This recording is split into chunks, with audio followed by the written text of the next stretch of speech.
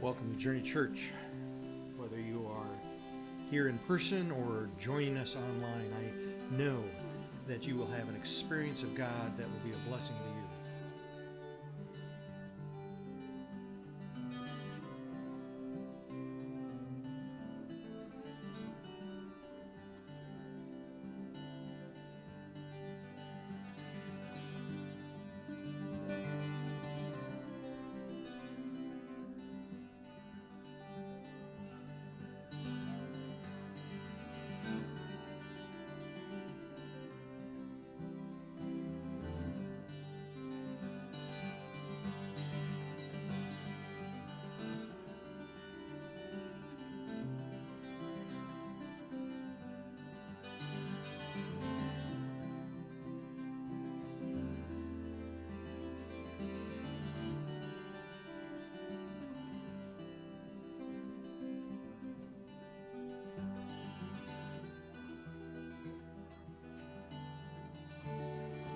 Now let's see, where was I?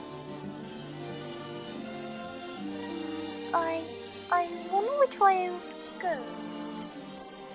It was thrilling as the slide was, a bit of gyre and a gimble in the way. Oh, the music were the roll and the normal rocks are great. Now where in the world do you suppose that? Lose something? Oh! I just, no, I mean, I was just wondering. Oh, it's quite all right, eh? One moment, please. Ooh! Second chorus. It was raining, and the slide was a little gyre and the gimble in the way. Why, you're a cat. A Cheshire cat. Old Mimsy in the border road. Oh, wait, don't go, please. There you are. Third Oh, chorus. no, thank you. But I just wanted to ask you which way I ought to go. Well, that depends on where you want to get to. Oh, it really doesn't matter, as long as Then it really doesn't matter which way you go. And the murmur out grave. Sue and I differ a bit, as if that's not obvious. I like to watch movies over and over again, the same movie. Sue pretty much likes to watch a movie once, and unless it's really totally special, I'm not even sure that I've even known a movie that was that special that she'd watch it again. But one of my favorite movies is an adaptation of Lewis Carroll's classic, Alice in Wonderland. Not the newest one with Johnny Depp and Whoopi Goldberg, or even the cute Disney cartoon one that you just saw a clip of. My favorite is the 1933 version with some wonderful Tweedle brothers. A Cheshire cat that fades in and out, leaving this huge smile. A queen whose rendition of "Off with their heads" sends chills up my spine. And the scariest Jabberwocky that you can imagine. For those of you who haven't read the book or seen a movie version, it's the story of Alice, a girl entering adolescence. Perhaps in a dream or not, Alice, while chasing a white rabbit, falls down a rabbit hole and in the process enters a strange world. A land full of wonders that seem most of the time to make little sense. What is up really is down. What is really isn't. It's a confusing world, even though Alice is told that things are neither more nor less what they seem. After a considerable number of ups and downs in her journey, literally and figuratively, Alice comes to the juncture of two roads. She was a little startled by seeing the Cheshire cat sitting on a bough of a tree a few yards off. The cat only grinned when it saw Alice. It looked good-natured, she thought. Still, it had very long claws and a great many teeth, so she felt that it ought to be treated with respect. Cheshire Puss, she began rather timidly, as she did not at all know whether it would like the name. However, it only grinned a little wider. Come, it's pleased so far, thought Alice, and she went on. Would you tell me, please, which way I ought to go from here? Well, that depends a good deal on where you want to get to, said the cat. I don't much care where, said Alice. Then it doesn't matter which way you go, said the cat. So long as I get somewhere, Alice added as an explanation. Oh, you're sure to do that, said the cat, if you only walk long enough. I would imagine that the two disciples walking on that road toward the town of Emmaus felt a lot like Alice. A bit confused, their world suddenly turned upside down, a feeling that the direction they were taking didn't really matter. They just had to keep walking. There'd been so many ups and downs as they followed Jesus, and now it was over. As far as they knew, it was over. It seemed that from now on, the rest of life just wouldn't be the same. As far as they knew, Jesus was lying in a borrowed tomb, his life ended by violence. So they needed to get somewhere, anywhere, rather than be where they'd been. Maybe if they walked long enough, they would walk away from their pain. Anywhere except where they'd been. For now, it just didn't matter where. The pain of their friend and leader dying, the disruption of their perception of what the great rebellion would be, seeing the apostles, the other leaders in the faith, running away, the fear of being killed themselves, all of that was too great to bear in the midst of that city of hate. And so we find these two sojourners in the midst of their grief on the road, heading out of Jerusalem. Quite naturally, their discussion centered on all the heart-rending events that had taken place over the past 3 years, and particularly the last 3 days.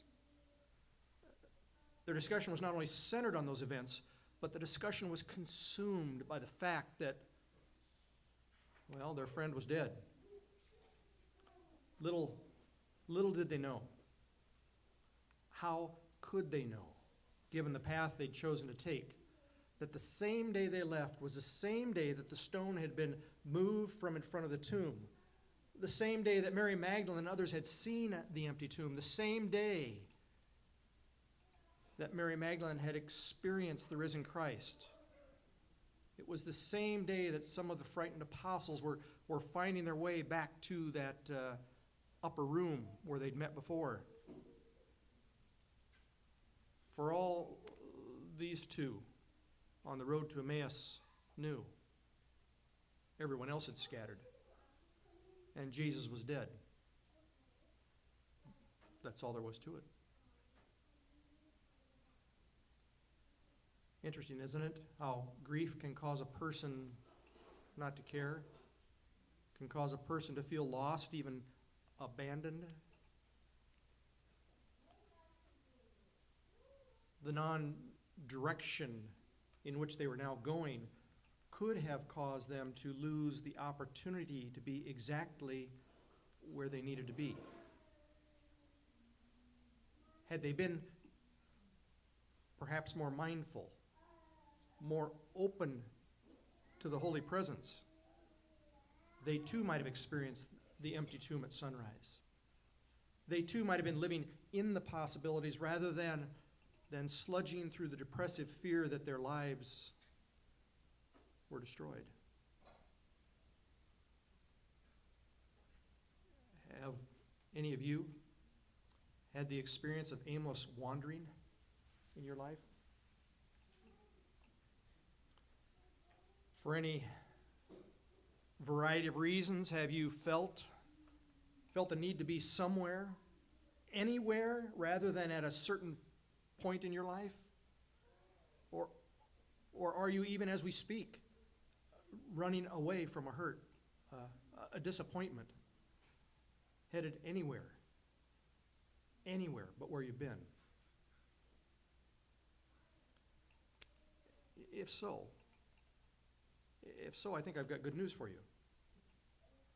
The Sacred One is seeking you at this very moment, seeking a way to help you find direction, desiring a relationship with you, wanting to walk with you and offer guidance on your journey.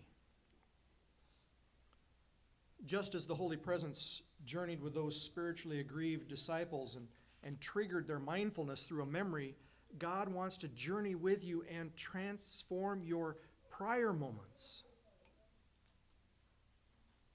into higher moments. To transform those prior moments into strength in the present moment.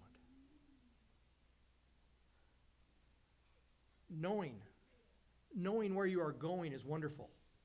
And to know where you have been can help you maintain your direction. And so Jesus recounted for those disciples who were lost in their despair the faith journey they'd been a part of up to this point. He shared with them, reminded them of the story that they had lived, the ups, the downs, the ins, the outs, and reminded them of an experience that could give them strength. When he finally broke bread with them later that evening and gave it to them, they understood. They remembered. At that moment in time, in the place where they were, those two disciples, those two ordinary, directionless, hurting individuals were able to experience joy again. We constantly rehearse and remember the direction we have come from on our faith journey because it matters where we're going. And while there may be those times of despair in which we really could care less which end was up, it matters that we not give up. It matters that we not lose sight of the sacred life that we're called to be a part of. The sacred people we are.